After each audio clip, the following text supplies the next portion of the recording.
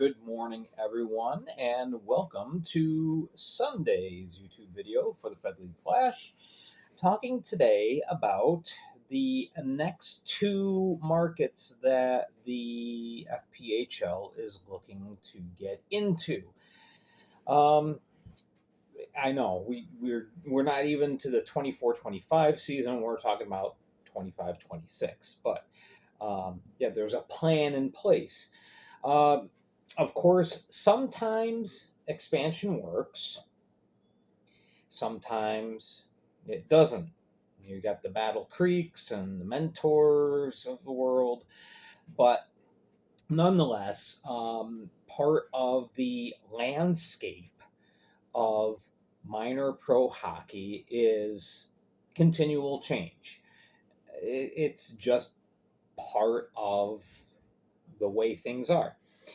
Weighing risk is a part of the game. You know, as you're trying to build your league and build your brands, uh, sometimes things work out, sometimes they don't. So, sometimes you just take a mentality, let's throw stuff against the wall, see what sticks. And that's what we're looking at with the next two markets, Beaumont, Texas, and Topeka, Kansas. Now, of course, games are going to be taking place this next season, neutral site games, in order to attempt to build these markets up. Is it worth it? Well, I'm not going to say yes or no, because, of course, until you try, you don't know. But nonetheless, let's see what our coming attractions are. Take a little look at both cities and some of the history as far as minor pro hockey in those cities. All right, first with Beaumont. Beaumont's a little easier to talk about. This has been something that's been in the works in one sense or another for about a year and a half now by the league. They've been wanting to get into Texas. Beaumont, of course, is not that far from the Louisiana-Texas border, but it's still the farthest point west to this point that the league would expand. Topeka's a little bit farther. All right, so Beaumont, nice arena down there, Doggett Ford Arena. It's a relatively new facility as far as arenas and stadiums go. It was built in 2003, so it's just a little over 20 years old. All right, 8,200 seat capacity for the arena. The arena is actually part of a whole big complex. There's an amphitheater, there's a ballpark. The whole complex is called Doggett Ford Park, but the arena is part of that. There was some minor pro hockey that was played in a brand new facility at the time. In 2003, the ECHL's Huntington Blizzard. They were playing in Huntington, West Virginia for a good number of years. They moved that franchise to Beaumont, Texas, and the team became the Texas Wildcatters. Okay, and that's a term in regards to oil drilling, which obviously is really big in that area.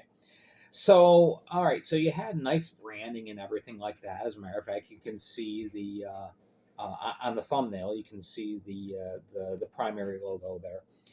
All right, so the Wildcatters start play.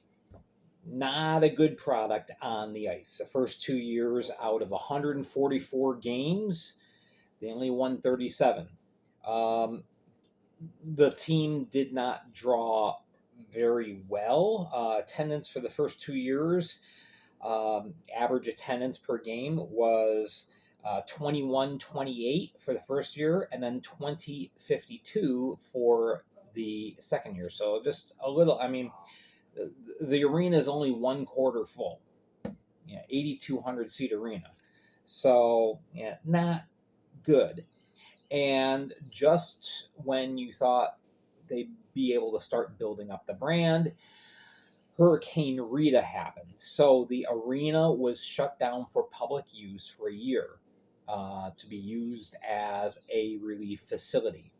The league voluntarily agreed that the team would suspend operations for a year. So they came back in the 2006 season, and new affiliation. Team was great on the ice. First of the 2 years back, 41 wins out of 72 games. Second year, 52 wins. Both years they go into the playoffs, lost in the second round both times. Great product on the ice, but still not drawing. Actually, the attendance figures I gave you before, those were for these 2 years, 21, 28, and 2052. The first 2 years, looking at my notes here, first 2 years they drew 2184 and 1969. So the second year out of the 5, they didn't even break the 2000 plateau. So obviously things weren't working. The ECHL picks up stakes. The team moves and becomes the Ontario Reign, who would play in the ECHL for a couple years before becoming an AHL franchise. And the Ontario Reign are still there. Now, when the Wildcatters left, the CHL, the Central Hockey League, attempted to bring in a franchise that had failed in Austin, Texas, but they weren't able to get everything transitioned, moved over in time for the 2008 to 2009 season, so the idea was scrapped. And then pro hockey never came back. And in the meantime, the facility, as nice as it is, it's a fantastic, beautiful facility, is just not drawing in people, with a few occasional exceptions. Concerts, and they have like the pro bull riding series that comes in. That's a good draw. For the most part, this arena has never really obtained its potential, to the point where in 2020, Jefferson County, the county that the arena is in, said, we're going to auction off this property and try and sell it because we're not making money. The appraised value of the facilities was $43 million. One guy stepped forward, said, I'll buy it for $22 million. Yeah, so it's half the value, 50 cents on the dollar, basically. So the county reluctantly agreed. However, the guy ended up reneging. So the county's stuck with the property, and it's not being used very well. So here's a hope that maybe bringing in a Fed team will help bring in people and allow the facility to become profitable for the county. There's a lot of risk involved there, but we'll see. Now, Beaumont, and as far as location from other Fed cities, not too bad. Again, it's the farthest point to the southwest, but it's only 191 miles to Baton Rouge, so a 3-hour bus ride. 257 miles to Monroe. So it's not too bad. It's going to be about 370 or so to Mississippi. So can it work? Who knows? We'll have to see. Now, Topeka, that's the other story. Okay, Topeka has been something that Barry Soskin's been working on for a while now, although he didn't start the fire, so to speak. He didn't start the groundwork. We'll get to that in a minute. All right, Topeka. That is Landon Arena, which is inside a large complex called the Stormont Vale Event Center. Again, they have a theater, they have a convention space, nice facility. Seats 7773 for hockey, opened in 1987. Um, they have had minor league hockey there before, or juniors hockey. Um, First team that they had was the Topeka Scarecrows, which was part of the Central Hockey League. Uh, Drew decent. They played pretty well. Not great seasons, but they were better than 500. And they drew some good crowds the first three seasons. It was 47.93 average attendance, then 49.91, and then 37.77. So first 3 years they drew pretty good. CHL pulls out, and the CHL is starting to experience a lot of financial difficulties at this point. So they pull out of Topeka. In comes a replacement team for the USHL, which is juniors, also named the Scarecrows. For 2 years, they tried that. Fans weren't interested in juniors/amateur hockey. Team only drew 1874 and 1732 per game in those 2 seasons. So the CHL comes back with a second iteration of a team called the Tarantulas. Only played the 1 year, only drew 2,900 fans, a far cry from what the Scarecrows, the first Scarecrows team, was drawing. All right, so then we had 13 years of hockey with the NAHL, which of course is juniors. It's a B tier of juniors in the United States. They had the Roadrunners for 11 years, and then they are 10 years, excuse me, and then they had the Pilots. That was the most recent team, ending in 2020. Attendance averaged anywhere from the first year they started off with 1573 per game. The team peaked at around 2185, and then it really fell off. And when it fell off big time. The last year, it only drew 1,004 fans per game. So the Pilots come in and rebrand, new ownership, new management, and they only averaged 1189 and 927 per game. The fans weren't interested in amateur hockey. So again, hockey leaves. That's 2020. So move forward about 2.5 years, and we have the announcement.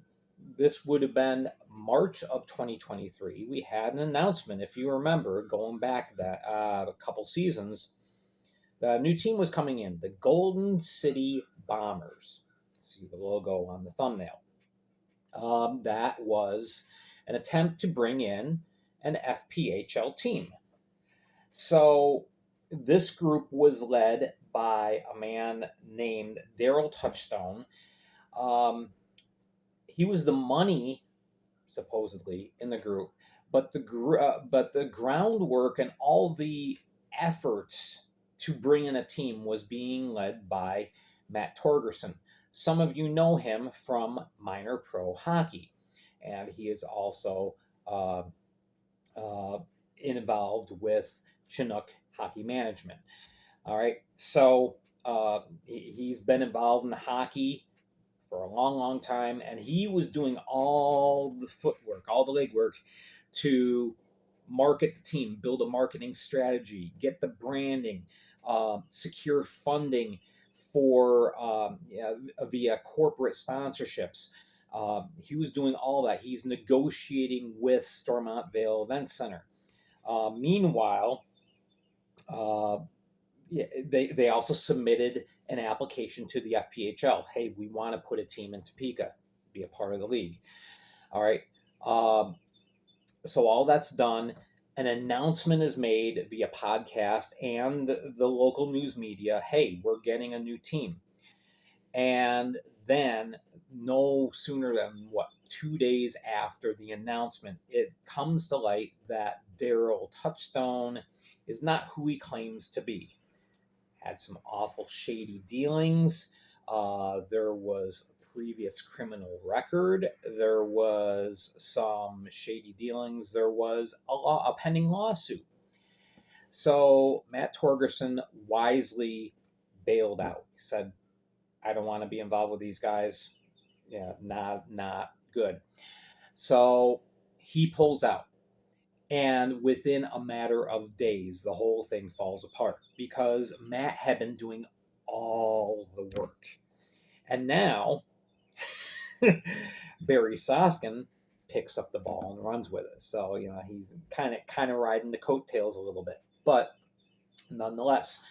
So Torgerson basically created the possibility for a team to come to Topeka in the first place. Now Barry Soskin's running with that and leading the efforts to bring in a team for hopefully the 25 to 26 season. He's already got the 4 dates set with Stormontvale Event Center, where the Dashers will be hosting a pairs of games.